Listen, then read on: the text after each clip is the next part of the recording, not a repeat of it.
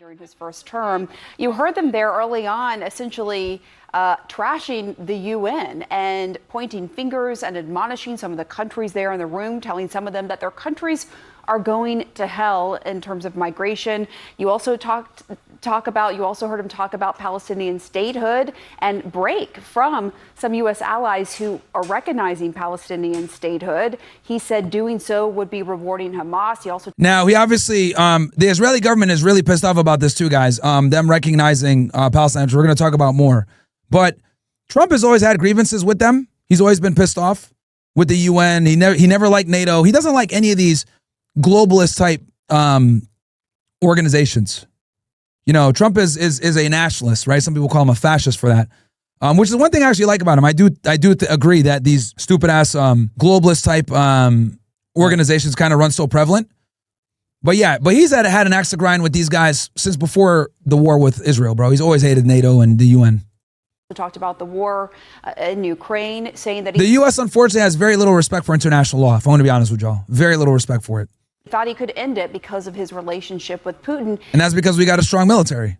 So we don't need to fucking listen to these niggas.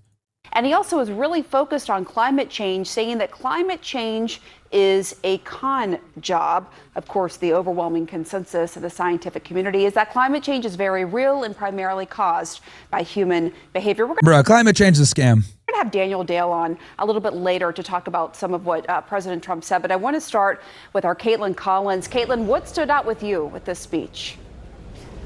Well, Pam, obviously that went way beyond the allotted time limit for any world leader to come and speak at the United Nations, maybe even quadruple what the time limit typically is. And basically what you just heard from President Trump amounted to a very forceful lecture to the United Nations about not just the body itself, but also how the world leaders sitting in front of him are running their own countries. That comment that you just noted there, the president said he knows what he's talking about and said a lot of their countries are going to hell in his view.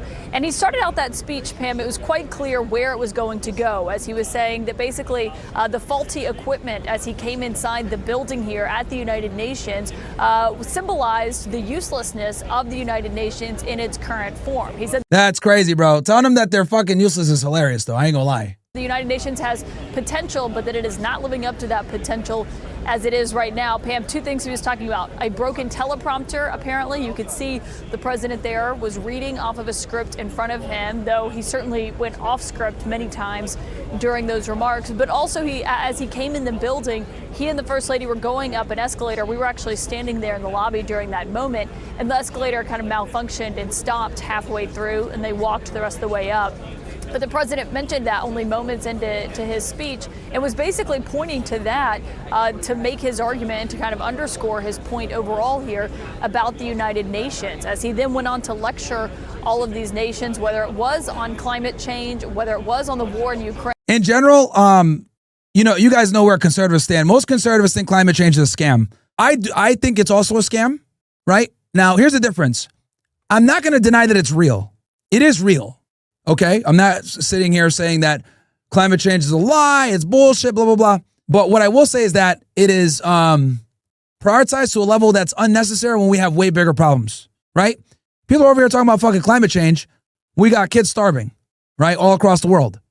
We're over here talking about climate change when there's all this money for wars.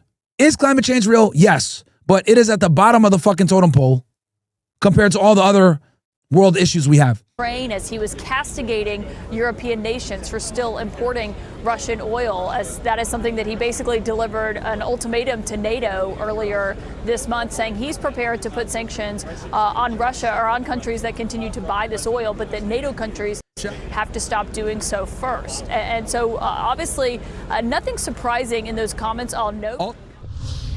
It's actually creating new problems for us to solve. The best example is the #1 political issue of our time, the crisis of uncontrolled migration. It's uncontrolled. Your countries are being ruined. The United Nations. Look, he ain't lying, though. Look, I'll be honest, bro. He's not lying because we know, obviously, there's a huge immigration problem in Europe. They're absolutely they're getting ran through, bro. Immigration is a huge problem in Europe. Is funding an assault on Western countries and their borders. Christian, what do you make of those comments? You know, Pamela, I differ slightly from Caitlin. I was actually really amazed by the level of vitriol that the President of the United States delivered to his allies, mostly to his allies, let's just face it. Talking about your countries will fail to the Europeans, you know, saying that he had met President Lula for 39 nice seconds, but then banging them over the head again with the cudgel of tariffs. Don't forget, the US has a tariff or a budget surplus with Lula. If you remember, his first inaugural talked about American carnage. This was a speech about global carnage as he sees it. This, in every single instance, was used to deliver a hammer blow against almost every nation in the world. Everything, using the United Nations podium to spout conspiracy theories about green agendas. Of course he's correct about uncontrolled migration. He has identified that issue. But the way he talks about how your countries will fail, there are many European countries who've actually implemented. Now, if you guys remember, when Donald Trump took office, right, he signed a bunch of executive orders. One of the executive orders he signed was pulling out of the climate treaty, right? And I'll quickly give you guys a quick reminder here, because I'm trying to tell you guys that Trump has always had a problem with these guys, the international community, for a very long time. Because I had some idiots today going back and forth with me on Twitter saying, "Oh, Myron, you're over here making fun of Trump, you know, insulting the UN, whatever, because the reason why he's making fun of the UN so bad, or why he's talking shit to the UN, is because they recognize Palestine." And I'm like, bro, that is a smooth brain take. Yes. Is it true that a part of the reason why Trump has a grievance with the UN right now is because that they're recognizing Palestine? Yes, that is a part of the grievance. But that is only one thing that he has a grievance. He's had a problem with these guys for a minute. President Trump has issued a flurry of executive orders designed to cut back on U.S. environmental protection, to try to cut back. And this was on day one, guys. January 20th. Dude wasted no time. He sat down, had a stack of executive orders. One of the first ones he signed was to pull us out of the climate control treaty. Back on the growth of renewable energy and to try to drill, baby, drill. The next item here is the withdrawal from the Paris Climate Treaty. The Paris Climate Agreement did not impose on the U.S. or any country any particular obligations that it didn't take on itself. So each country came up with its voluntary pledges. Trump now, as he did before, is withdrawing from the negotiations. It means that the dominant player going forward will be China. So, again, this is me just giving you guys an example of what I mean by this when I say that Donald Trump has always had a problem with the international community in general. Before he had to play nice, now, dude, he's doing what he wants. He doesn't give a fuck. European standards on various migrations and the rest, and I'm going to be speaking to the Prime Minister of Spain about it, as well about Palestinian statehood. I'm going to be speaking to the Foreign Minister of Brazil about what the President said about Brazil. But it was an incredible broadside, and what wasn't said was how he was going to actually intervene and use American power and its leverage, unique American power and its leverage, to stop the wars that are happening in Europe and in the Middle East. These are the biggest issues plaguing the world right now, apart from the climate and certain aspects of immigration. But he didn't, and he kept saying that, you know, I will sanction Putin when Europe sanctions. Well, let's face it, the countries that buy the most oil from Russia right now are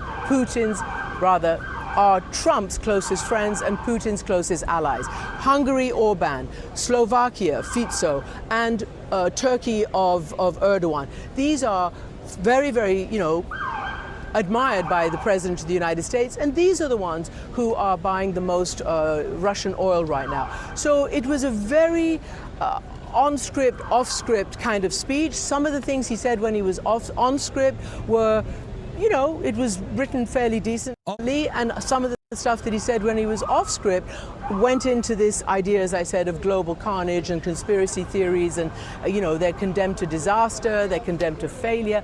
These were to his allies. Let's just say one more thing. The President of the United States could do a lot of stuff with allies. It's very, very difficult for the United States to try. Some of this body is seeking to unilaterally recognize a Palestinian state.